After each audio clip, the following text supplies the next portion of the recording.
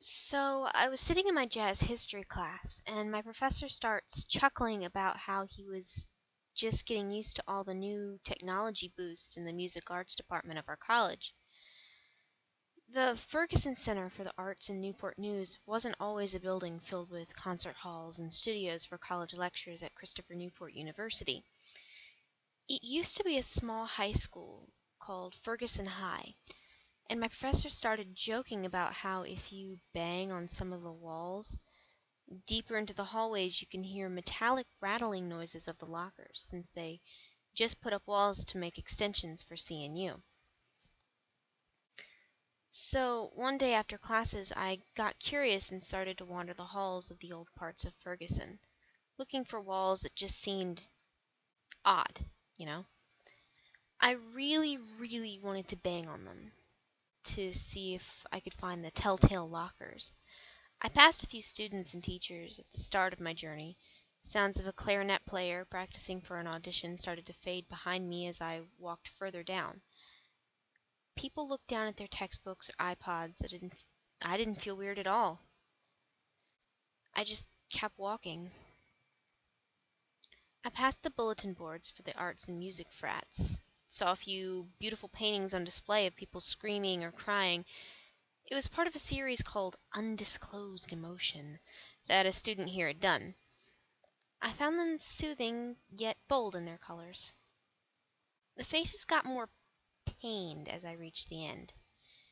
Then it was silent, the rest of my journey down the halls. I wandered aimlessly around and around and around, empty halls full of empty classrooms. Eventually, I stopped at one blank wall. I reached my fist up as if I was stuck in slow motion, starting to bang on the wall. Sure enough, I heard a hollow metal noise, followed by a jingle of locks.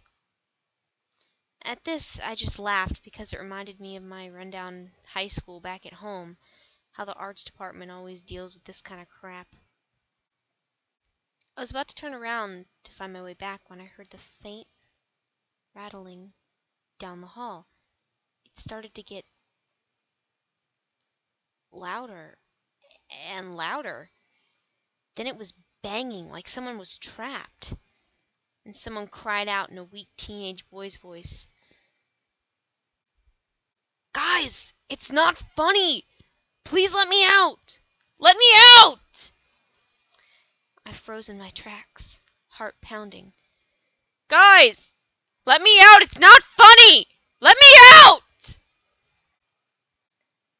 At that, I bolted and ran my ass down the hallway, all across campus, and to my dorm. I didn't speak to anyone for the rest of the day. Didn't even talk to my best friends or even my boyfriend. I just sat in my bed, frozen, in shock. Curiosity and paranoia got the best of me. So I got my laptop and started researching the history of Ferguson High. And of course, nothing useful came up. As usual. But I couldn't let my experience go. I had to know the cause of it. Then it hit me. I had just heard the soul of a boy who'd been trapped in a locker. God knows how he had been forgotten. Some jocks must have stuffed him inside, but for how long? Wouldn't someone have heard him? And if he died, wouldn't his rotting corpse have smelled up the whole school, making people investigate? It's usually a thing. Had it happened right before construction? Maybe he was left there over a school holiday and... Oh my god, maybe he starved to death. Who in their right mind would have let this happen? Questions spun over and over in my mind till I fell asleep that night. In my dreams, a teenage boy came towards me and softly cried, "You hurt me. You came looking for me. Why didn't you let me out?" I woke up crying I felt like a terrible person. Ugh. I got the guts to walk down the hall again after one of my jazz history classes with a pencil and a piece of paper in hand. I sat down by that wall, started writing a note, but I'm horrible at writing. Just pretty much anything. So I gave up and started drawing a skinny boy in 80s clothing, and long hair halfway covering his face, a piercing on his nose, and a tattoo of a Chinese dragon on his right arm. I thought he looked kind of sweet. And I stood up and said, I came back for you. You have not been forgotten, because I remember you.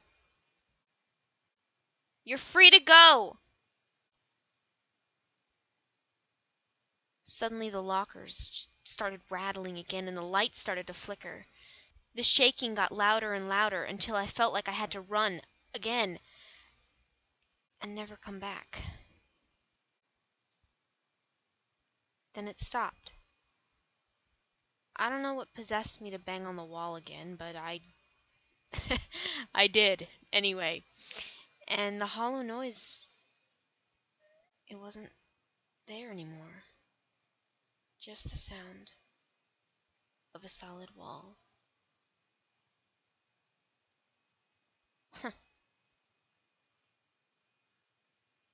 Maybe I did something after all.